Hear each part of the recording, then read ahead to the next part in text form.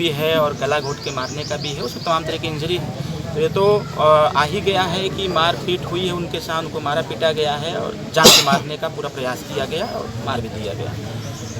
तो हम पूरी पार्टी सुहेल देव भारतीय समाज पार्टी और माननीय मुख्यमंत्री जी के चीफ सेक्रेटरी प्रमुख सचिव के का निर्देश भी हमको कल का हुआ था कि आप वहाँ पर पहुँचें, और मुझे आना भी था क्योंकि हमारा परिवार है और इसमेमें ये सब लोग जिनकी मृत्यु हुई है वो हमारे रिलेशन में भी आते हैं।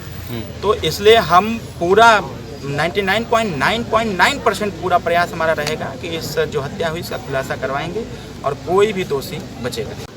जिस तरह से ये घटना घटित हुआ है और उत्तर प्रदेश में आए दिन इस तरह की घटनाएं घटित हो रही हैं, तो किस तौर पे इस घटना को देखते हैं आप?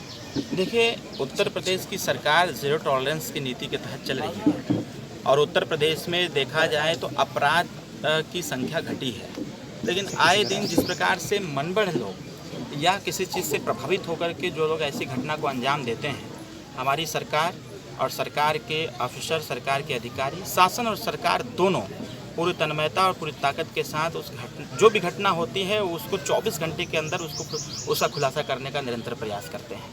तो यह घटना दुर्भाग्यपूर्ण है। एक गरीब परिवार और यह परिवार का व्यक्ति सुहेल देव भारतीय समाज पार्टी से जुड़ा था और पूरे परिवार का जीविकोपार्जन इन्हीं के द्वारा होता था, स्वर्गीय फाया राम राजभर जी के माध्यम से। तो कहीं न कहीं इस परिवार पर एक बड़ी विपद पड़ी है और परिवार चाहता है कि न्याय संगत कार्य हो।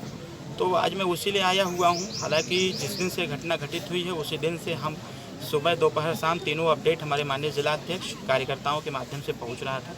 कुछ विसंगतियाँ बीच में हमको समझ में आई थी तो उस पर बातचीत करके उसको भी दूर किया गया। मेरे संज्ञान में आया है कि 4 लोग नामजद थे, जिसमें 3 लोग गिरफ्तार हो गए हैं, अभी एक गिरफ्तारी नहीं हो पाई है। और हमको यह अवगत कराया गया है यहाँ के सीपी कमिश्नर ऑफ पुलिस और डीआईजी महोदय के माध्यम से कि उनको भी गिरफ्तार कर लिया जाएगा, रडार पर आ गए हैं। तो उम्मीद करता हूँ गिरफ्तार करके हमारी प्रशासन उनको जेल भेजेगी और इस परिवार के साथ न्याय करेगी और खुलासा भी इसका करेगी कि आखिर यह घटना का मूल कारण क्या रहा है। जैसा कि पीएम रिपोर्ट में आया हुआ है, जैसा हमें एसीपी महोदय के माध्यम से बताया गया कि इंजरी है, हेड इंजरी भी है और गला घोट के मारने का भी है, उसमें तमाम तरह की इंजरी है। तो ये तो आ ही गया है कि मारपीट हुई है उनके साथ, उनको मारा पीटा गया है और जान से मारने का पूरा प्रयास किया गया और मार भी दिया गया। तो हम पूरी पार्टी सुहेल देव भारतीय समाज पार्टी और माननीय मुख्यमंत्री जी के चीफ सेक्रेटरी प्रमुख सचिव के का निर्देश भी हमको कल का हुआ था कि आप वहाँ पर पहुँचें, और मुझे आना भी था क्योंकि हमारा परिवार है और इसमें ये सब लोग जिनकी मृत्यु हुई है वो हमारे रिलेशन में भी आते हैं। तो इसलिए हम पूरा 99.9% पूरा प्रयास हमारा रहेगा कि इस जो हत्या हुई इसका खुलासा करवाएंगे और कोई भी दोषी बचेगा।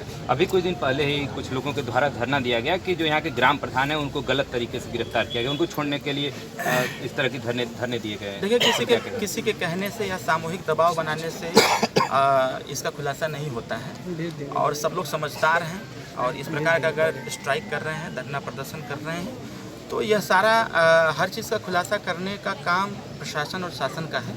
तो प्रशासन अपना जांच पड़ताल कर रही है, तो प्रशासन पर और सरकार पर सबको विश्वास रखना चाहिए। घटनाएं तो बहुत सारी होती हैं, तो इसका मतलब यह नहीं है कि धरना प्रदर्शन करके, दबाव बना करके हम किसी के साथ अन्याय कर दें। मैं पहले ही कहा किसी के साथ अन्याय नहीं होगा, जो भी इस घटना में लिप्त होगा उसको तो जेल जाना ही जाना है। परिवार की भी आर्थिक स्थिति थोड़ी सही नहीं दिख रही है, तो क्या कुछ सरकार से मांग है या फिर आपकी तरफ से क्या? आपकी जरूर हमारी कल बात माननीय मंत्री जी से हुई इस पर। मंत्री जी स्वतः आने वाले हैं कि आज कैबिनेट था, आज हम लोगों का प्रयास था यहाँ आने का, लेकिन आज कैबिनेट की बैठक होने के नाते मंत्री जी नहीं आ पाए। लेकिन माननीय मंत्री जी से कल हमारी बातचीत हुई थी, हमने कहा कि एक पत्र लिख करके माननीय मुख्यमंत्री जी को अवगत कराएंगे। परिवार की आर्थिक स्थिति बहुत ही वीक है, बहुत ही कमज़ोर है। पत्र लिख करके माननीय मुख्यमंत्री जी से आग्रह करेंगे, जैसा कि मेरी टेलीफोनिक वार्ता हुई है, आग्रह करेंगे कि इस परिवार की आर्थिक सहायता की जाए और हम पूरा प्रयास करेंगे कि इस परिवार से संबंधित जो भी समस्याएं होंगी, वो चाहे किसी प्रकार की समस्याएं हों, इस परिवार को मजबूत करने के लिए हम लोग चाहे पंचायती राज विभाग से संबंधित कोई काम होगा उसको कराएंगे या ग्राम विकास से संबंधित उसको कराएंगे या किसी प्रकार का कोई होगा उस स्कीम का लाभ इनको दे करके इनको भी हम लोग मुख्य श्रेणी में लाने का प्रयास करेंगे।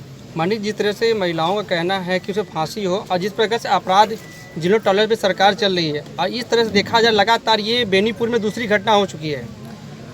देखिए, महिलाएं स्वाभाविक तौर पर हैं, इनकी मांग जिस प्रकार से है वो तो भारतीय संविधान के अनुच्छेद के ऊपर डिपेंड करता है, उनकी आईपीसी की धाराओं के ऊपर डिपेंड करता है, किसको फांसी होना चाहिए, किसको उम्र कैद होना चाहिए। लेकिन हाँ, जो लोग इस प्रकार का कृत्य किए हैं इनके खिलाफ कठोरतम कार्रवाई जरूर होना चाहिए।